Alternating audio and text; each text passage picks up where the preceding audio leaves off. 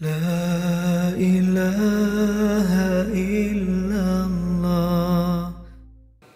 হাদিসে কুদসিতে এসেছে আল্লাহ রাব্বুল ইজ্জা ওয়াল জালাল বলেন, ওয়ামা ইয়াজালু আবদি ইয়াতাকাররাবু ইলাইয়া বিন-নওয়াফিল। আমার বান্দা যদি আমার কাছে আসতে চায় তাহলে সে যেন বেশি বেশি নফল ইবাদত করে। নফল ইবাদতের মধ্য দিয়ে সে আমার কাছে আসতে থাকে। যত বেশি নফল ইবাদত করবে আমার কাছে আসবে। হাত্তা উহিব্বাহু, এক পর্যায়ে এমন হবে যে আমি আল্লাহ তাকে ভালোবাসতে শুরু করে দিব। তার মর্তবা এত উপরে উঠে যাবে, কুনতু সামাআহুল্লাযী ইয়াসমাউ বিহা, তখন সে কান দিয়ে যখন শুনবে তার নিজ কানে শোনে না, সে আমি আল্লাহর কানে শোনে। হাত দিয়ে কিছু ধরলে সে আল্লাহর হাতে ধরে, চোখ দিয়ে দৃষ্টি করলে সে নিজ চোখে দেখে না, সে আল্লাহর চোখে দেখে। পড়েন সুবহানাল্লাহ। এবং হাদিসে এসছে বিষ্ণু ইসা ইসলাম বলেন, আমাদের ফরজ নামাজে যদি কারো ঘাটতি হয়, আমাদের অনেকের এমন হবে যে ফরজ নামাজ পড়ে নাই অলসতা করে, তখন আল্লাহ ফেরেশতাদেরকে বলবেন কি অবস্থা আমার বান্দার। বলবে আল্লাহ অনেক ফরজ নামাজের তো ঘাটতি দেখা যাচ্ছে।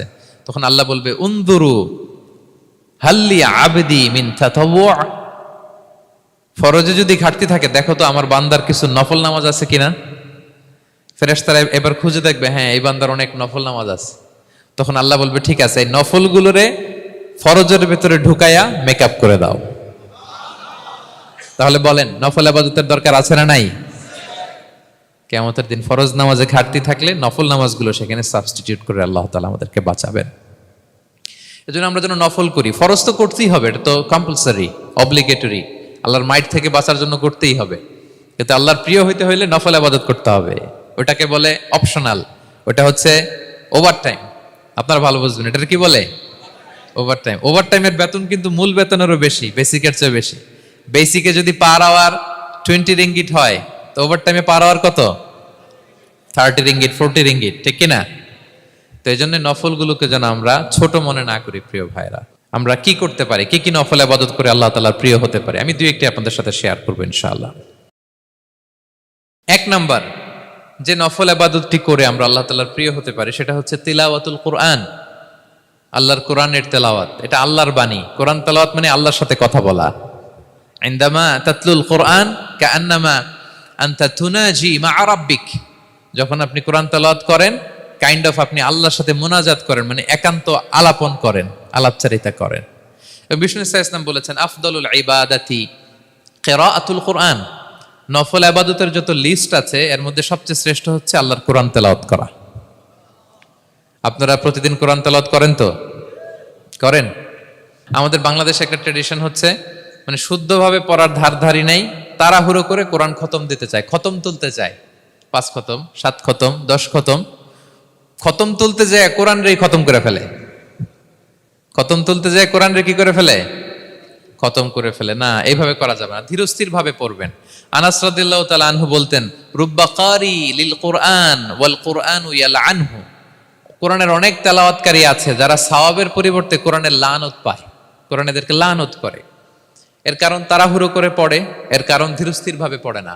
আল্লাহ তাআলা বলছেন ওয়ারাত্তিলিল কুরআনা তারতিলা, তোমরা তারতিলের সাথে কোরআন পড়ো, ধীরস্থির ভাবে, বিশুদ্ধ ভাবে, তাহসিনের সাথে, তাজবিদের সাথে পড়ো। তারতিল মানে কি? আনাস রাদিয়াল্লাহু তাআলা আনহু বলেন বিষ্ণু সাল্লাল্লাহু আলাইহি ওয়াসাল্লামের কিরাআতের ব্যাপারে যে রাসূলুল্লাহ সাল্লাল্লাহু আলাইহি ওয়াসাল্লাম ইয়ামুদ্দু বিহা সাওতাহু মাদ্দান, তিনি যখন কিরাত পড়তেন টেনে টেনে পড়তেন, তাড়াহুড়ো করে পড়তেন না। কিভাবে পড়তেন? টেনে টেনে পড়তেন। আম্মা জান উম্মে সালামা রাদিয়াল্লাহু তাআলা আনহা বলেন কানা ইউকাত্তিউ কিরাআতাহু আয়াতান আয়াতান, প্রতি আয়াত পড়ে থামতেন, তাড়াহুড়ো করতেন না। তাহলে বিষ্ণুনবী টেনে টেনে কোরআন পড়তেন, প্রতি আয়াত শেষে থামতেন, ধীরস্থির ভাবে। তাড়াহুড়ো করা যাবে, প্রতিটা আয়াত শেষে থামতে হবে। আলহামদুলিল্লাহি রাব্বিল আলামিন আর রহমানির রহিম মালিকি ইয়াউমিদ্দিন ইয়্যাকা না'বুদু ওয়া ইয়্যাকা নাস্তাঈন। টেনে টেনে বললাম, প্রতিটা আয়াত শেষেই থামলাম, ঠিক কিনা? ঠিক এভাবে বিষ্ণু ইসলাম তেলাওয়াত করতেন। এবং তিনি বলতেন জাইয়িনুল কুরআন বিআসওয়াতিকুম, তোমরা সুন্দর কণ্ঠে, সুললিত কণ্ঠে সুর করে কোরআন পড়ো, সুন্দর করে পড়ো। অনেকে বলে হুজুর আমার গলায় তো কোনো সুর নাই, আমি কি করব? প্রত্যেকের গলায় কিছু না কিছু সুর আছে। বাথরুমের ভিতরে ঢুকলে বোঝা যায়, যখন কাপড় কাচতেছেন আর গান গাইতেছেন মনের অজান্তে, তখন সুর চলে আসে। কোরআন পড়ার সময় সুর বেরোয় না, না? যার যেরকম সুর ওইটাই আপনি সুন্দর করে পড়বেন। আরব শায়েখরা যেই কণ্ঠে কোরআন পড়তেন ওই কণ্ঠে আপনি সুর করে তেলাওয়াত করবেন। এবং সহিহ বুখারীর বর্ণনা বিষ্ণু সাল্লাল্লাহু আলাইহি ওয়াসাল্লাম বলেছেন, লাইসা মিন্না মান লাম ইয়াতাগান্না বিল কোরআন, যে কোরআনকে গুনগুনিয়ে সুর করে পড়ে না সে আমার উম্মত নয়। এবার বলেন, কোরআনকে সুর করে ধীরস্থির ভাবে টেনে টেনে থেমে থেমে পড়ার দরকার আছে না নাই? এভাবে পড়বেন তো সবাই? তারতিলের সাথে কোরআন পড়তে হবে। বাসায়, গাড়িতে কোরআনের তেলাওয়াত ছেড়ে দিয়ে রাখবেন। ওয়া ইযা কুরিআল কুরআনু ফাসতামিউ লাহু ওয়া আনসিতু লাআল্লাকুম তুরহামুন। যখন কোরআনের তেলাওয়াত হয় চুপ থাকো, মনোযোগ দিয়ে শোনো, আল্লাহর রহমতের বারিধারা তোমার উপর নাজিল হতে থাকবে। বাসায় কোরআন ছেড়ে দিয়ে রাখবেন। বাসায় কি ছেড়ে দিয়ে রাখেন বলেন?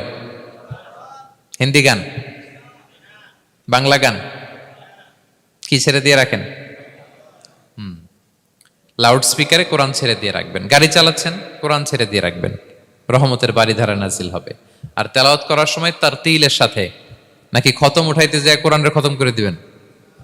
হ্যাঁ, না, ধীরস্থির ভাবে পড়তে হবে। তাড়াহুড়ো করে পড়লে আমরা শুনলাম আজকে কোরআন লানত দেয়। কি দেয় ভাই? এমনটা যেন না হয়। তাহলে নফল ইবাদতের লিস্টে আমরা প্রথমেই রাখবো কোরআন তেলাওয়াত। শাহরু রমাদান আল্লাযী উনজিলা ফীহিল কুরআন, এই মাসে কোরআন নাজিল হয়েছে। কোরআন নাজিলের মাসে আমরা যেন বেশি বেশি কোরআন তেলাওয়াত করি। প্রতিটা অক্ষরে 10টা নেকি। পৃথিবীর এমন কোন কিতাব নাই, এমন কি হাদিসের কিতাবও না, বিষ্ণুনবীর হাদিস পড়লেও এটা নাই, শুধু কোরআন, শুধু আল্লাহর বাণী, এক অক্ষরে 10 নেকি। বিষ্ণু সাল্লাল্লাহু আলাইহি ওয়াসাল্লাম বলেন সূরা বাকারার শুরুতে যে আলিফ লাম মিমের মধ্যে এই 3টা অক্ষর বললে যে 10টা নেকি হবে এমন না, বল আলিফু হারফুন ওয়া লামু হারফুন ওয়া মিমুন হারফুন। আলিফ বললে 10 নেকি, মিম বললে 10 নেকি, লাম বললে 10 নেকি, আলিফ লাম মিম বললে 10টা সওয়াব হয়ে যাবে। এই বরকতের কিতাবকে আমরা মসজিদের সেলফে রেখে দিছি। মাকড়সার বাসা, ধুলা বালি পড়ে আছে, এটা পড়ার সময় আমাদের হয় না। আমরা যেন কোরআন তেলাওয়াত করি প্রতিদিন। ফজরের পরে কোরআন তেলাওয়াত করতে হবে। ফজরের পরের মুমিনের ওয়াজিফা বা রুটিন হবে রিসাইটেশন অফ দ্য হোলি কোরআন। আপনারা পড়েন তো ফজরের পরে? হ্যাঁ, একজন বলছে ইনশাআল্লাহ, বাকিরা নাউজুবিল্লাহ। বাকিরা কি?